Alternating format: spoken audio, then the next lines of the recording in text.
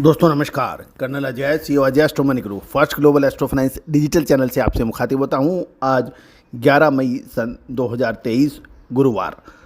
दोस्तों जैसे कि हमने आपको पहले अग्रिम विश्लेषण दिया था कि अंतर्राष्ट्रीय बाजारों में खाद्य तेलों के भाव में कुछ परिवर्तन या कुछ तेज़ी बन सकती है 10 मई के आसपास। वैसा ही कुछ देखने को मिला है। अंतर्राष्ट्रीय बाजारों में पाम तेल ने शानदार तेज़ी दिखाई। सोया तेल भी पिछले कुछ सत्रों से कुछ मजबूती जरूर दिखाई है।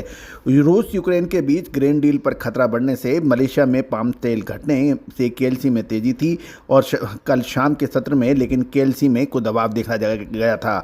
मलेशिया में कम पाम का स्टॉक, रूस यूक्रेन अनाज सौदे पर अनिश्चितता ही इस तेजी का प्रमुख कारण थी। गौरतलब है कि ब्लैक सी यानी काला सागर में रूस और यूक्रेन के बीच जो संधि थी कि खाद्यान्न से भरे जहाज़ों को सेफ कॉरिडोर दिया जाए, इसके ऊपर अब खतरा मंडरा रहा है। आज 11 तारीख हो गई है और रूस ने आगे जहाज़ों को सेफ कॉरिडोर देने के लिए जांच करने से मना कर दिया है। और एक गौरतलब है कि अब 18 तारीख के आसपास इस डील के ऊपर पुनः विचार विमर्श होगा। यह टर्की और अंतर्राष्ट्रीय संगठन के बीच में वार्ताओं से संभवतः कुछ नतीजा निकले, लेकिन अभी तक कोई समझौते का आसार नज़र नहीं आ रहे हैं। यदि ये रूस और यूक्रेन के बीच काला सागर संधि दोबारा रिव्यू नहीं हुई या दोबारा बहाल नहीं हुई तो पूरे विश्व में खाद्यान्न संकट एक बार पुनः पैदा हो सकता है।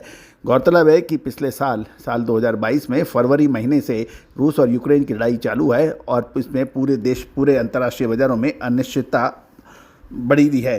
रूस के ऊपर अब बहुत अधिक विश्वास नहीं किया जा सकता क्योंकि वो किसी भी हद तक अपनी जीत के लिए कुछ भी कर सकता है।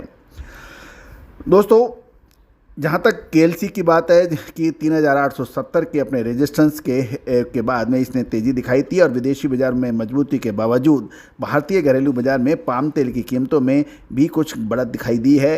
घरेलू बाजार में पाम तेल की मांग सामान्य है, जिससे विदेशी बाजारों की तुलना में यहाँ सीमित बढ़त आई है।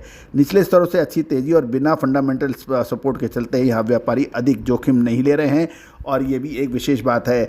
सोया तेल में केएलसी में बड़ी तेज़ी के बावजूद सोया तेल के भाव में सीमित बढ़त मांग के अभाव में प्लांटों ने सोया के भाव लगभग स्टेबल कर दिए हैं और कांडला में सोया तेल का भाव 3 रुपये किलो बढ़कर 1000 के स्तर पर बंद हुआ था।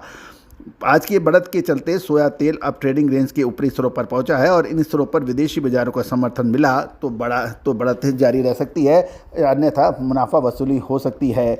दोस्तों ये भी गौरतलब है कि सोया तेल में निचले स्तरों से 7 से 8 रुपये किलो की तेज़ी आ चुकी है और अब एक महत्वपूर्ण प्रश्न ये है कि आगे क्या हो सकता है।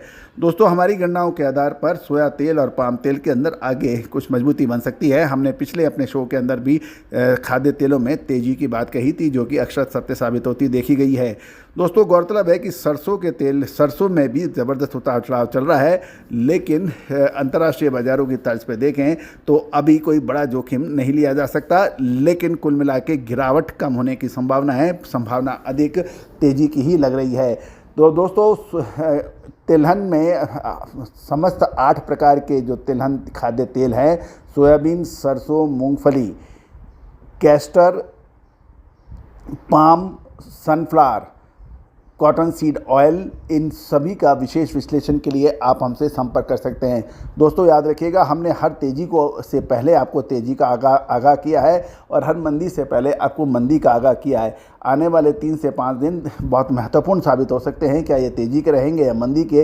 विशेष रिपोर्ट के लिए संपर्क अवश्य करें। तिलहन, दलहन, मसाला, कपास, गवार सीड, इन सभी पर विशेष रिपोर्ट जारी हो चुकी है। गवार सीड में भी हमने निचले स्तर पर खरीदारी की बात कही थी। देखिए गवार सीड के अंदर पिछले लगभग 1 सप्ताह से शानदार तेज़ी दर्ज हुई है। इसके अतिरिक्त तुअर पे भी हमने तेज़ी की बात कही थी, शानदार तेज़ी दर्ज हुई है। मसालों के अंदर जीरा और धनिया के अंदर निचले में अच्छी तेज़ी जारी है और ड्राई फ्रूट्स में मखाना और बादाम के अंदर भी हमारा विश्लेषण सही साबित होता देखा जा रहा है। दोस्तों शेयर बाज़ार हो या फिर कमोडिटी बाज़ार, सोना चांदी हो या कच्चा तेल, इस पर हमारा विश्लेषण काफ़ी हद तक सही साबित होता है। आप हमारे चैनल पर नए हैं और अभी तक सब्सक्राइब नहीं किया है तो उसको सब्सक्राइब करना बिल्कुल ना भूलें, साथ ही बेल आइकन को भी पुश करना बिल्कुल ना भूलें। All the very best, good luck, happy trading.